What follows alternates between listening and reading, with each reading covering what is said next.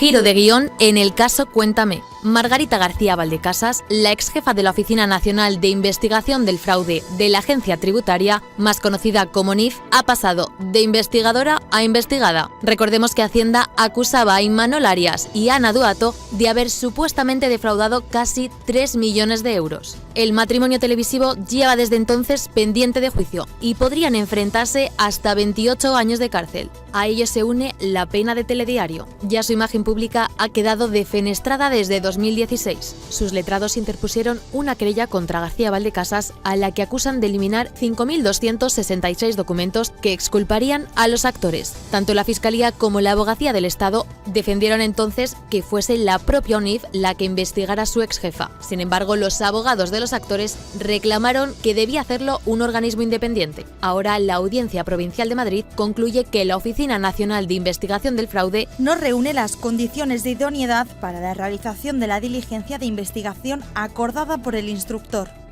Es más, afirma que los peritos de la ONIF no pueden ser quienes investiguen si su propio organismo manipuló las pruebas. No habría imparcialidad y dejarían a los querellantes en una situación de indefensión jurídica. Nuevo revés, por tanto, para García Valdecasas, porque apenas 3 años después de que Mariano Rajoy la designase inspectora jefa de la ONIF, el propio ejecutivo del PP la cesó. Lo hizo después de que su marido fuese acusado de blanqueo de capitales. Ahora, por tanto, hay dos frentes: Hacienda contra Imanol Arias y Ana Duato, y la justicia contra Margarita García Valdecasas. Si esta acaba siendo condenada, los actores podrían recurrir cualquier condena en contra.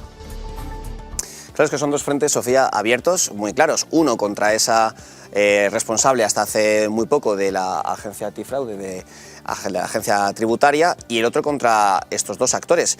¿Cómo sería posible entender una condena contra Imanol Arias y contra Ana Duato si la otra causa, la que va contra ella, decide que no ha procedido bien a tramitar el caso y que ha hecho desaparecer o que no ha tenido en cuenta tantísimos archivos? Evidentemente el caso se vendría abajo. Raquel Tejero, ¿qué tal? Así contamos contigo. Me he incorporado, he aparecido de repente. Sabes que yo odio a la gente impuntual, porque lo que más me gusta en la vida es la puntualidad, y me parece muy fuerte. Pero mira, ¿quieres que explique, no? No. Han sonado risas por el pinganillo. Claro, lo que han tardado en peinarle el flequillo al presentador. Esa es la razón por la que yo he llegado. Puede ser.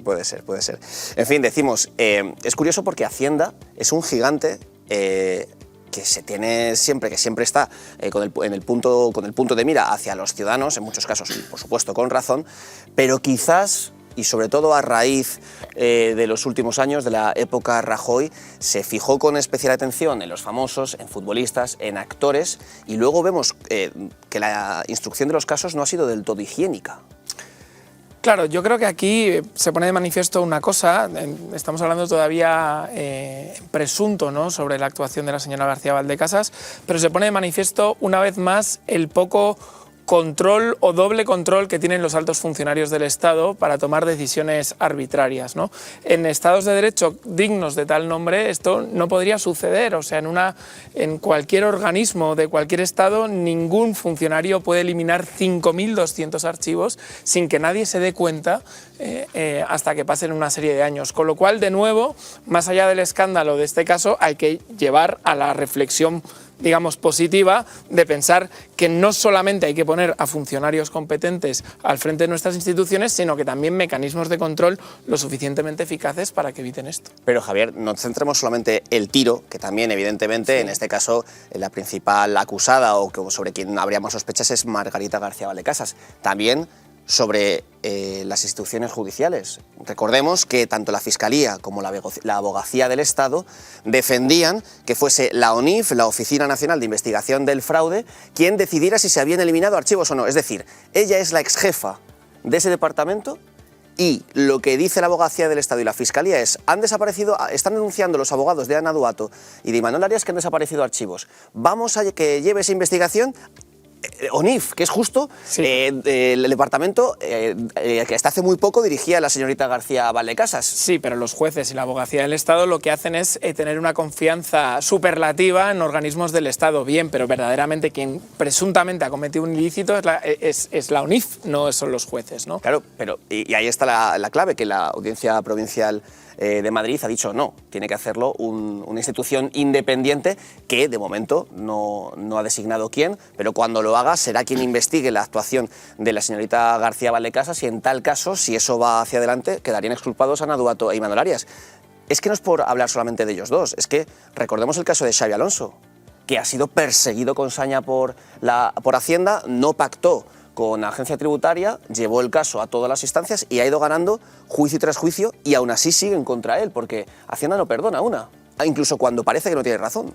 ¿Sabes lo que pasa también? Que yo creo que Hacienda utiliza este tipo de casos para aparecer en cierta manera a los medios como algo positivo. Hay muchos que se alegran seguramente que a Ana Duato y que a Imanol Arias les hayan hecho esta persecución, pero lo que más allá de esto quiere decir es que Hacienda aprovecha que ocurren este tipo de casos con personas famosas para decir, ojo, aquí os estamos vigilando. Y no solamente vigilamos a la plebe, ¿no?, sino que también vigilamos a los ricos, a los actores, a los famosos, a los futbolistas. Yo creo que va un poco también por ahí.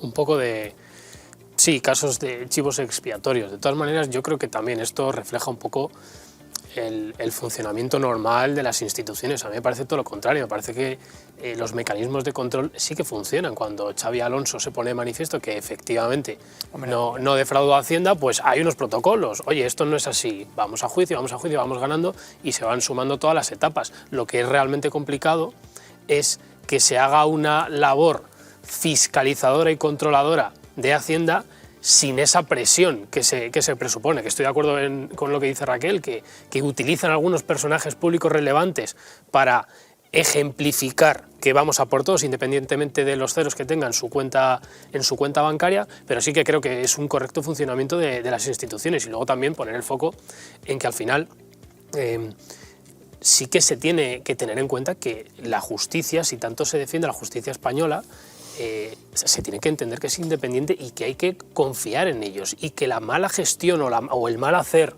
o la mala fe de una funcionaria en concreto, que está por ver, que esta es otra, que todavía no tenemos una sentencia firme, no hemos conocido muchos más detalles, que la mala fe o el mal hacer de una funcionaria no tiene por qué salpicar al resto de un organismo que se pueda presumir independiente. De todas maneras, es que el perseguir delitos o estar con el aliento detrás de la nuca es lo que tiene que hacer la agencia tributaria, o sea, para evitar precisamente este tipo de conductas. Y luego, por concluir, por lo menos por mi parte, hay que ver también cómo funcionan un poco, para que veamos reflejado esto, los cuerpos policiales. Estábamos hablando de que la ONIF era la encargada de investigar precisamente a la que era su ex jefa. Esto pasa igual en los departamentos policiales. Existen los asuntos internos que los lleva el mismo cuerpo, pero los lleva a otro departamento distinto. O sea, si la Policía Nacional detectan que hay un corrupto, no le investiga la Guardia Civil, no le investiga otro departamento, le investiga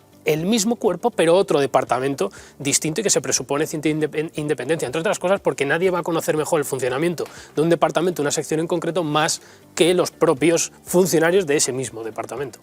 Yo creo que más allá de todo eso, algún día en este país alguien debería mirar qué está pasando en Hacienda y remodelar un poco el funcionamiento de la agencia tributaria. Y yo no lo digo solo por estos casos, lo digo también, sobre todo, por aquellos pequeños contribuyentes que en muchas ocasiones están indefensos ante un organismo que es capaz de un día para otro bloquearte las cuentas o embargarte el sueldo, pero que cuando tienes la razón y te tienen que devolver ellos, pueden tardar años y años, y lo digo con conocimiento de causa. Eso por un lado. Y luego, en segundo lugar, y en el caso, centrándonos más en el caso concreto, también deberíamos hacer una reflexión todos sobre el poder que se otorgan a ciertos organismos o a ciertos jueces, porque es muy fácil destrozar la vida a algunas personas, o la pena del telediario que se les dice, y muy difícil de reparar. Y con eso me remonto a lo que ocurrió, por ejemplo, con Sandro Rosell y la juez Carmen Lamela, que con pruebas muy light, sin nada que sustanciara una prisión preventiva de 2 años, encerró a una persona durante 2 años en la cárcel. La persona que más tiempo ha pasado en prisión preventiva en España. Exacto, para que luego la dejase libre antes del juicio y para que luego quedase absuelta. Por tanto, creo que nuestros políticos, que tanto ahora se discuten por el control del Consejo General del Poder Judicial y el Constitucional, deberían ahí vigilar estas cositas y arreglarlas un poquito.